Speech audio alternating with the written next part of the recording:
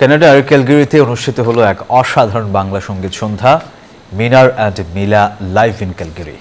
Pro entertainment এক্সপিরিয়েন্সের আয়োজনে এই জমকালো কনসার্টে বাংলা সঙ্গীতের দুই জনপ্রিয় তারকা মিনার ও মিলা মন মাতান তাদের একক ও মৌলিক পরিবেশনায়।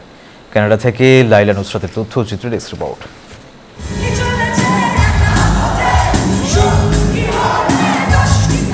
কানাডার ক্যালগারি রিচার্ডসন রোডের বেথনি চ্যাপেল অডিটোরিয়ামে রকস্টার লুকে দীর্ঘ সময় ধরে গান পরিবেশন করেন মিলা। তার সুর ও ছন্দে মুগ্ধ হন প্রবাসী দর্শকরা।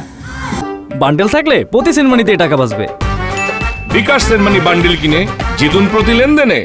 এরপর মঞ্চে আসেন সুপারস্টার মিনার। তার কণ্ঠে একের পর এক মৌলিক গানে ভেসে যায় অডিটোরিয়াম। দর্শকদের উচ্ছ্বাসে মুখর হয়ে ওঠে পুরো হল। মিনার ও মিলার গানের প্রতিটি লাইনে ছিল বাংলাদেশের আবেগ, শেকড়ের টান আর সংস্কৃতির ছোঁয়া, যা কানাডার মাটিতে এনে দেয় এক ভিন্ন আবহ।